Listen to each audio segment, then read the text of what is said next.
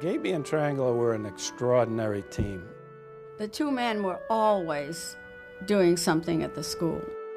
I think the real story here is the foresight that my dad had to see the need for a university like Johnson & Wales. Mo Gaby had more energy than any man I'd ever met. He knew and believed in what he was doing and just allowed everybody to get on his coattails and ride with him. Their idea was that this would be a school that really knew no bounds.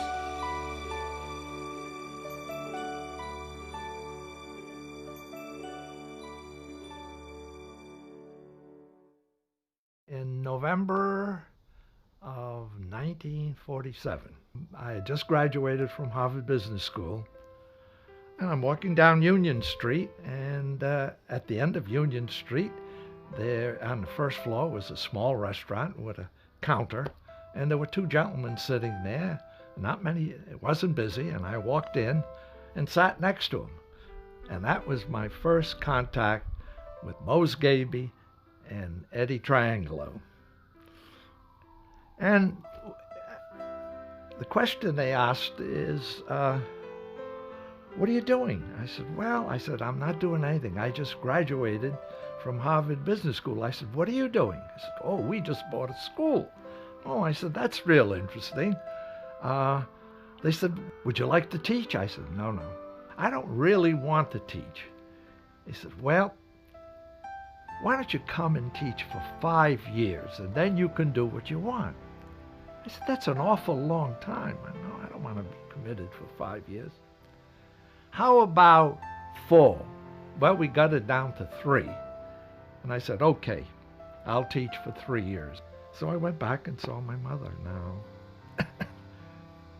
She said, what are you going to do? I said, Mom, I'm going to teach. She said, at Brown? I said, no. PC? I said, no. She said, where? I said, Johnson Wales.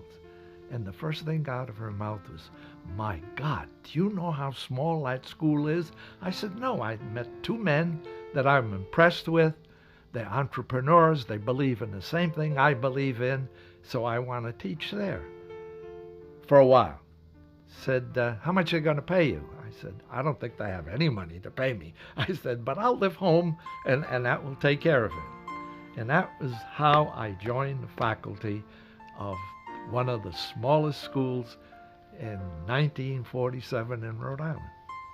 As I hear the story, Eddie Triangelo called Dad and said that there was an opportunity to buy a small business secretarial school in Providence, Rhode Island. Would Dad be interested in going in a partnership? And Dad moved to Rhode Island to get the thing up and running, and then he would call for the rest of the family when things were going smoothly. When we first met Eddie and Vilma, we were just immediately close friends. And of course, I think I've always said with Mose, any phone call I get from him might be a surprise. It certainly was a sense of adventure. But when you're doing it with people you like and you respect and you trust, there isn't any fear involved.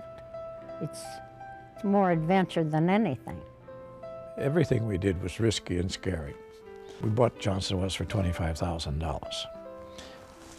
Audrey's mother and Vilma's mother put up $12,500 each. So there was a big risk in those days, but you look at it today, it wasn't a risk at all, you know. It was been foolish not to have done that.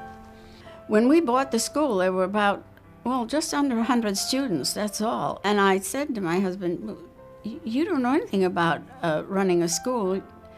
And, you know, the crack they always make. He said, engineers can do anything. So that was the beginning. We did everything. We taught, we kept the office going, we ran errands, we emptied waste paper baskets. The boys at night after the classes were over built typewriter tables. They had iron legs and put plywood on them. That's because we needed more. And we just pitched in wherever we were needed. Wow, without my mother, the school probably wouldn't be here as it is today. She went to Johnson & Wales, and then she worked for Miss Johnson and Miss Wales after she graduated.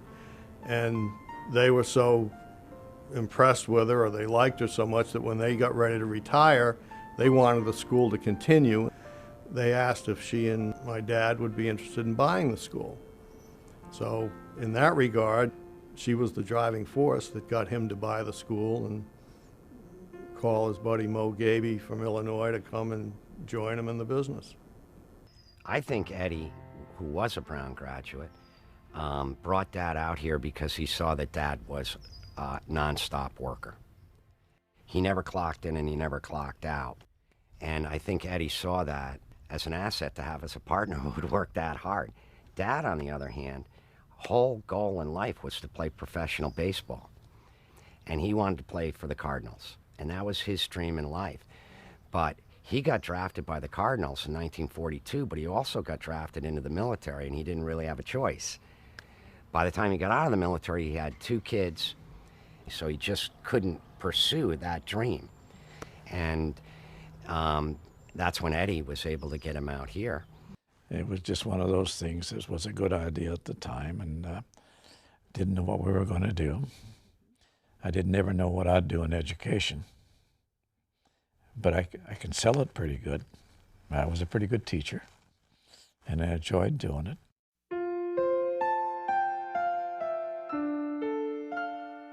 Well, I think the real story here is the foresight that my dad had to see the need for a college, a university like Johnson & Wales.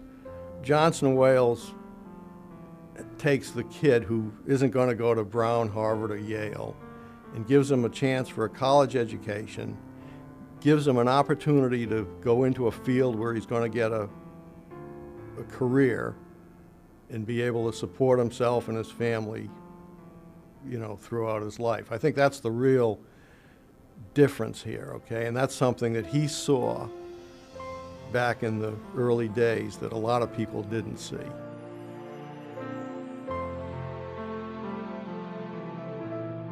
In 1947 was the end of the war, of course, when the United States emerged as a superpower. And I think that rubbed off on all of us. We thought that we could do anything we wanted to do.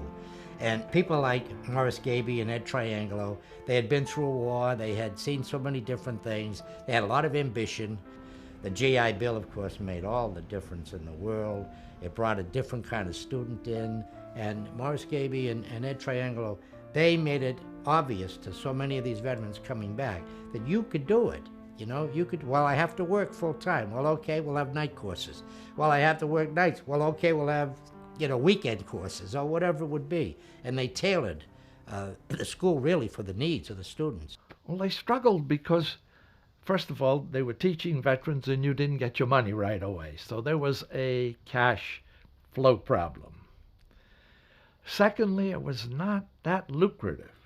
One day I was teaching and Tri came to the classroom and said, "Luke, when you're through class, come in and talk to me. Talk to us." I went in. I didn't know what the subject matter was going to be. When I got in there, they said, "We noticed that you're using a lot of chalk.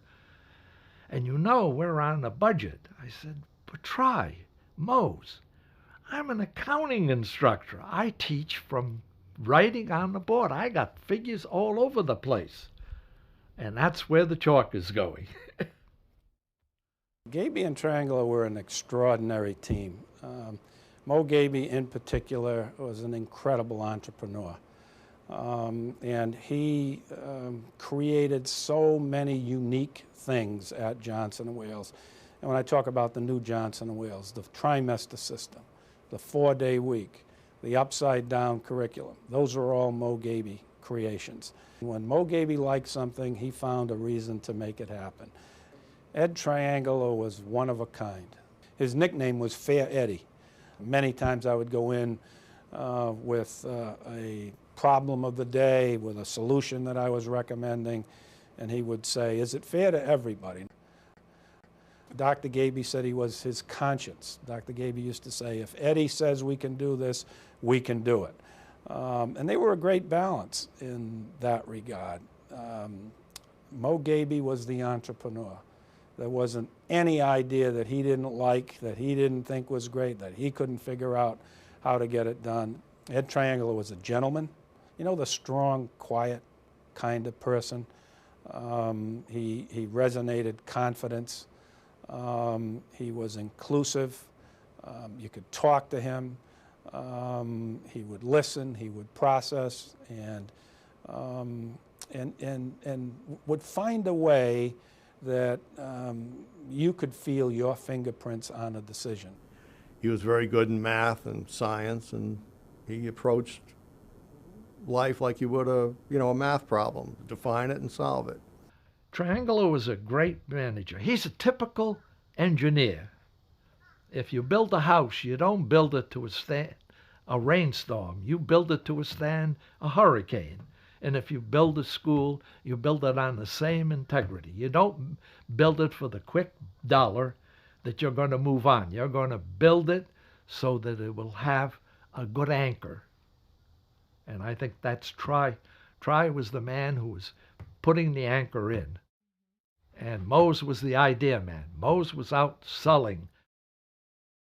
Well, we were making progress. We were making some money and started taking salary out. And we bought a home and a car and began to live like other people did. But the two men were always doing something at the school. Mo sometimes would be traveling around, and then Tri would stay put and handle what was going on at home base.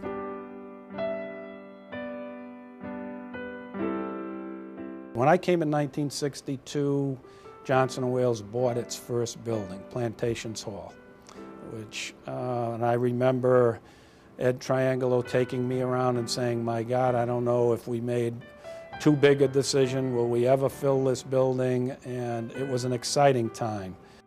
I'll never forget when Tri came home and said, we're buying the Plantation Club. I had a lump in my stomach. I couldn't eat for a week, and I kept thinking, oh, what an undertaking that is. You know, are we going to really sink? I worried about it, but it was one of the best things we ever did, and started to grow from there. We never had any serious problems. And if we did, they attacked them full blast and took care of it. The only thing that we lived through that I had any problems were we had a strike. And that was a different episode. In 1968, we had some labor strife, and that was the opportunity to kind of redefine Johnson & Wales and began the new modern era of Johnson & Wales. There was this clash. It was a time when teachers were having an awfully hard time organizing. I think the fear was that if the unions come in, now there are going to be all kinds of restrictions, there are going to be things that they cannot do, and they just didn't want it. I think up until that point, we had kind of just grown. We really needed a reaffirmation of what was important. We needed a redetermination of what our core values were, et cetera. And the university did that. We went backwards for a little while in 1968, but we have reaffirmed all the things that were really important to Johnson & Wales. And Triangelo and Gaby took a really active role in reestablishing the new Johnson & Wales with these new core values. And they modeled loyalty, hard work, inclusion. Everyone was part of the team. There wasn't superior and inferior kind of work. Everything was important. If something needed to be done, they were rolling up their sleeves and modeling the behavior that, you know, we all followed. Put together, they became a tornado. And that is, I'm getting chills when I'm talking about it. That was it. Gaby had his feet on the ground. He had that vision. And Tri had the other part to go with it. And that made him a big, big force in education. They were very talented, very intelligent. very ambitious, and far-seeking too. They could see the whole picture. I don't think they ever realized that Johnson & Wales would ever be as huge as it was today, but I think they realized it could be a lot more than a simple secretarial school. We went from a school of business to a junior college to a college and then to a university over the period of time. And he did that according to the accreditation program. We just kept building on all of these different things, you know, even out to branch campuses and all the rest of it. All those came one at a time. I came to Johnson & Wales in 1962, and shortly thereafter, in early 1963, Johnson & Wales became a nonprofit institution and has been nonprofit for the whole 40-some years that I've been here. Occasionally, people still think Johnson & Wales is a proprietary school, and that's probably because of the solid budgeting and a whole host of things that comes from that historical background. Johnson & Wales distinguishes itself in higher education with its practical orientation and applied work reference. As a matter of fact, we began co-op programs first in the retail and fashion program, and we found out that the experiences weren't as great and weren't as varied or as controlled. So Mo said, let's start our own store. And we'll have the students buy, sell, do all the promotions, the mock-ups, and go to New York, see the fashion scene, etc. And that led to hotels, restaurants, and today even a horse farm, where students can get to apply the skills that they're learning in the classroom. There was one thing that was most outstanding about Dr. Gaby. Every week or two, he would go to Washington, D.C., and he would look up the numbers in the labor market that this country would need for the future. And he would come back to the university and start programs for those in that category. He was a genius. Genius. Yeah, there's nothing he wouldn't do. And he was very creative, do things that nobody else would even think about doing. He would contact the local photographer who took senior class pictures and would get the names from the photographer and the names and addresses of the students that whose pictures had been taken, and use that as a mailing list. Then I could either correspond with them directly, or I could go to the high school and talk to the principal and so forth. And then we made door-to-door solicitations. If I knew that you lived in such and such a house and you were a high school senior, I would go to the house and I'd say, hi, I'm from Johnson & Wales University, and I'd like to talk to you about coming to our school. And I remember one time in Pawtucket, I knocked on the door and I said that, and the young lady came to the door. I said that, and she said, Mom, there's a guy here wants to talk to me about going to Johnson & Wales. And she said, let him come in. And when we went in, she was at the kitchen washing dishes. So I picked up a towel and dried them. And then we went in the living room and I registered her. Mo Gaby saw uses and opportunities in everything. Our physical facilities. Oh my God, for so many years, Johnson & Wales bought abandoned buildings, brought new life into them. Mo saw things that other people, you know, really didn't see. It was always crunch time in July and August. The question always around campus was, how many beds are we short? Well, probably the '78 Olympics at Lake Placid had just terminated, and there was a lot of surplus bedding and things like that available to purchase. I don't know how, where, or who thought of it, but Gaby jumped right on it and sent, you know, one of his staff people up to Lake Placid and ended up buying several hundred beds. That took care of this year's growth program. He's a workaholic. He was totally dedicated his life to Johnson & Wales. He's a fatheraholic too, if there's such a word. He was my Cub Scout leader. He was my Sunday school teacher. He was my Boy Scout leader. He was my Little League coach. He was my Babe Ruth coach. And he spent huge amount of time with his kids. Huge amount of time. We were all Eagle Scouts. Very rare to have 4 boys in the same family, Eagle Scouts. We all played third base for Barrington High School. We all quarterbacked for Barrington High School. We all had 13 years of perfect attendance at church. But we all lived through that regiment. I would say that the greatest thing that I learned from him is integrity. He has a philosophy that if you do the right thing, you'll always come out okay. And if you do the wrong thing, that it'll eventually come back and hurt you. That's the message that just keeps coming back, coming back, coming back. So, and I've tried to impart that to my 2 kids because he's convinced me.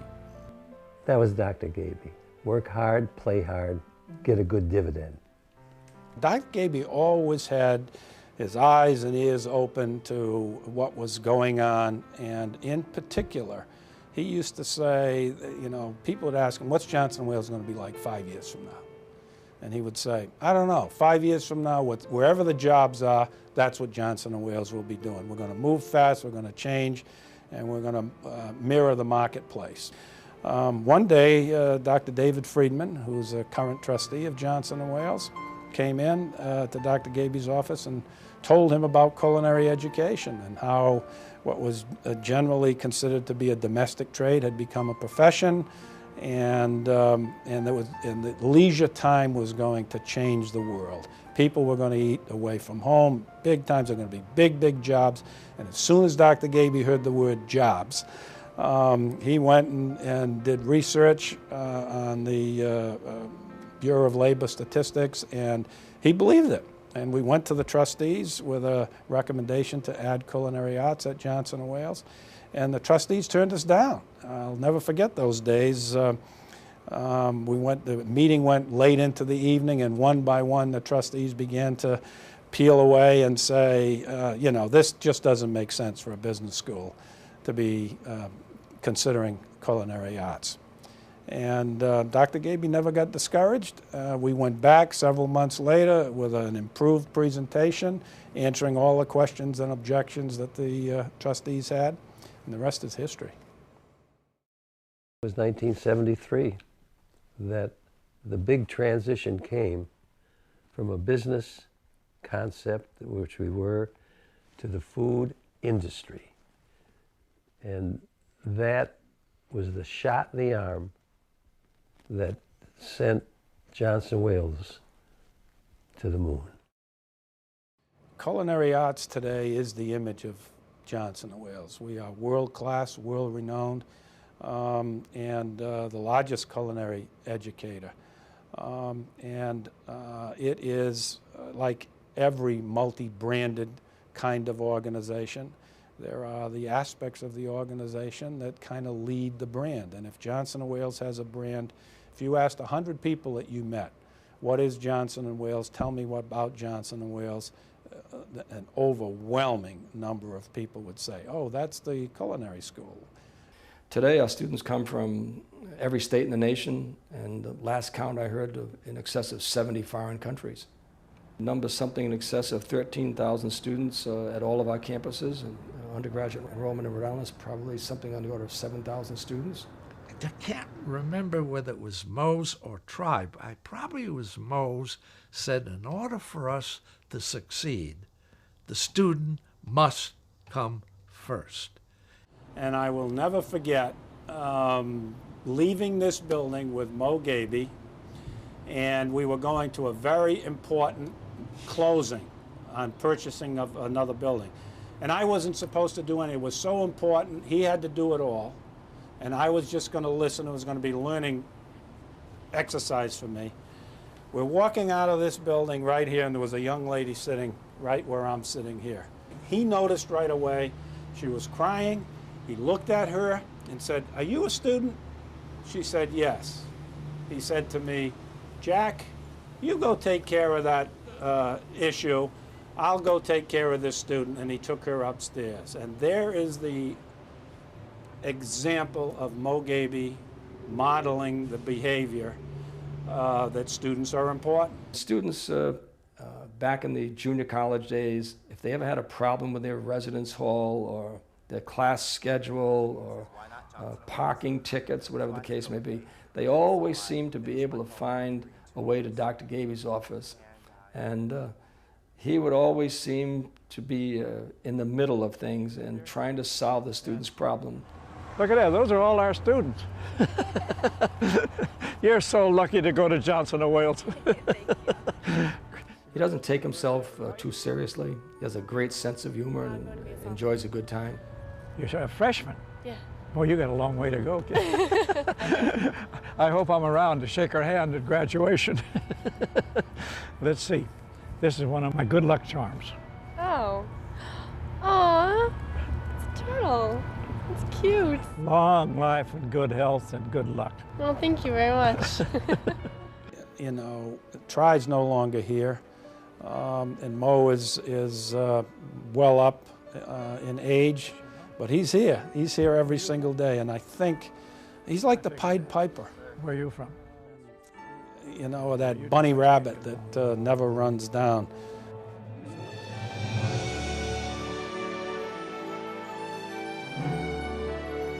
The best way to describe Johnson Wales is the ball is always in the air, and you better be prepared to catch it, because it's fast moving.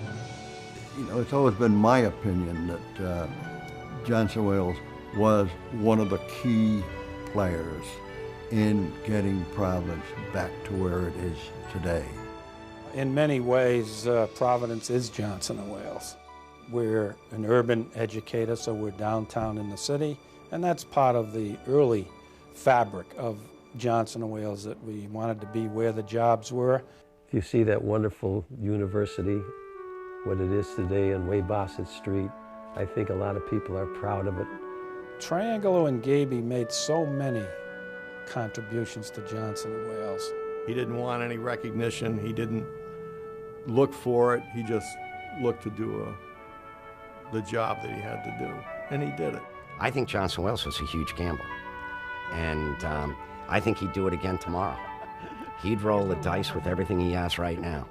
You know, we want to educate as many people as we can, because education is to change people's lives, and if you're changing people's lives for the better, then you're doing something that you can feel good about.